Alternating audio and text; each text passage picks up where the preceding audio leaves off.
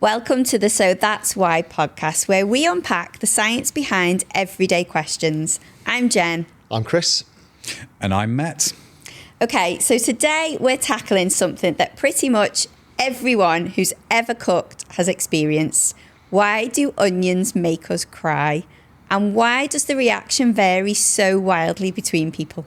This is a great question because I'm definitely one of the extreme reactors, let me tell you. I can start chopping onions and after a few minutes I'm genuinely questioning my life choices. Is this pasta dish really worth the emotional trauma? Or should I go and get some goggles maybe? I don't know. I reckon it is worth it. But what I've always found curious is that cooking them completely eliminates the problem. Yeah. It's the same vegetable, same knife, but you apply heat and suddenly there's no tears.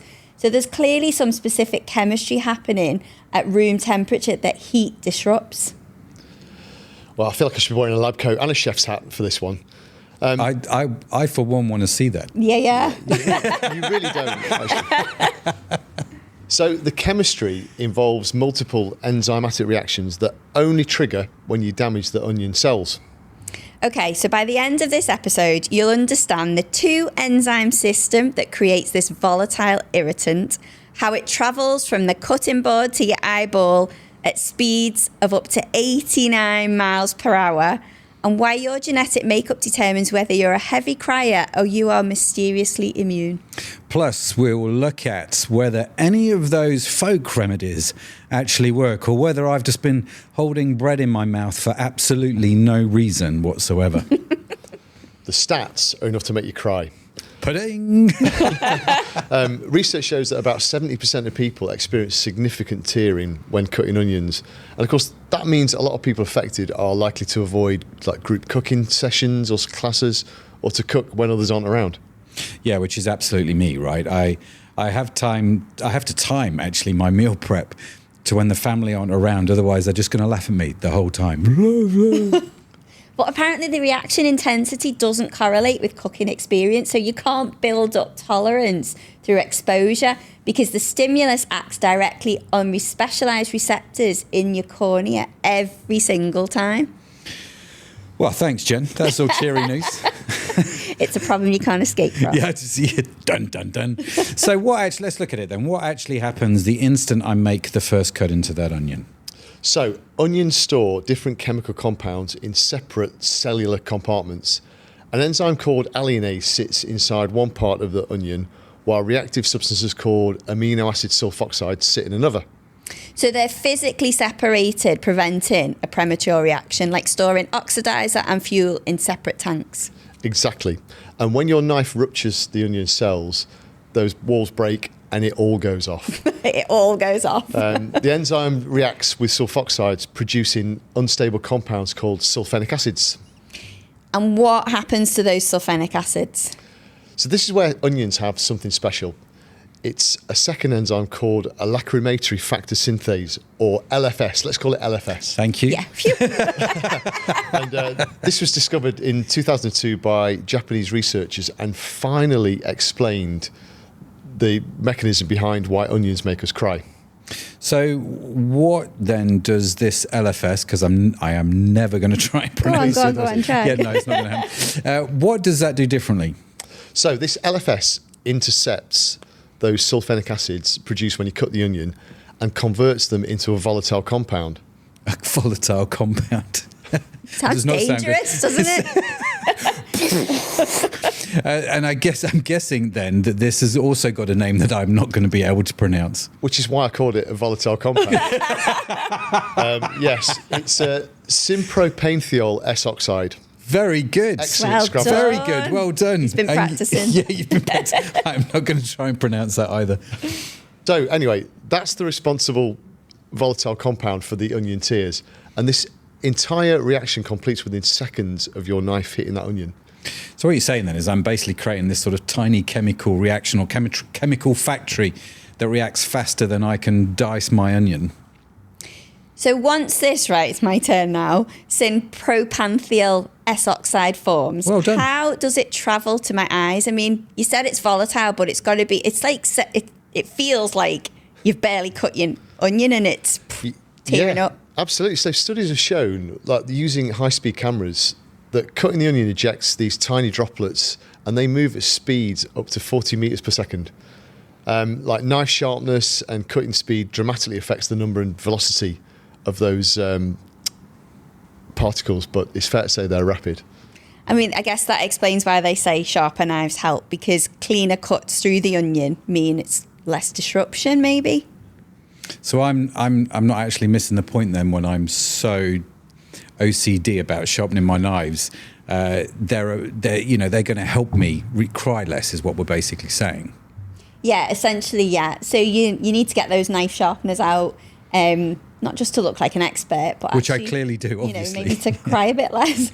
So when the droplets reach the eye, what's the chemical reaction to cause us to actually then cry?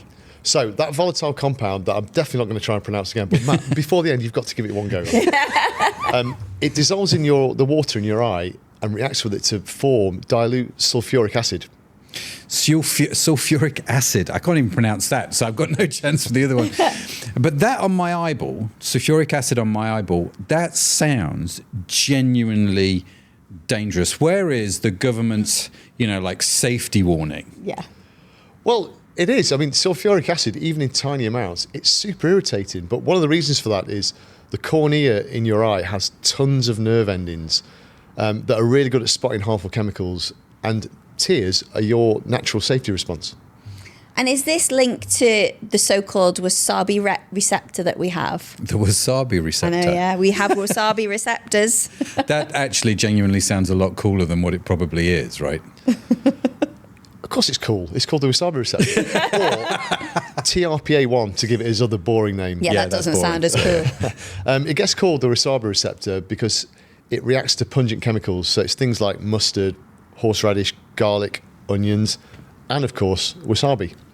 So this wasabi receptor gets triggered by this sulfuric acid on my eyeball and reacts. That sounds a little bit painful, right? Yeah, and then what happens next is your eyes reacted, the signal response travels along the nerves to the brainstem. Okay, so let's recap. The chemical from the onion reaction gets into the eye, forms sulfuric acid, which triggers receptors in the eye and sends signals up to our brains, telling it to start the tear response. I love that you two are just basically speaking another language whilst I'm just here thinking, yes, the crying button just gets pressed. It's actually a perfect summary. So we've got the complete pathway now, but what determines why some people react to onions more strongly than others? Yeah, so first there's the onion itself. So different varieties produce vastly different amounts of these enzymes that start the whole process. So there can be a threefold variation just in one type of onion. Well, so you can't you can't even predict the cryability then, can you really, just by selecting the onion type?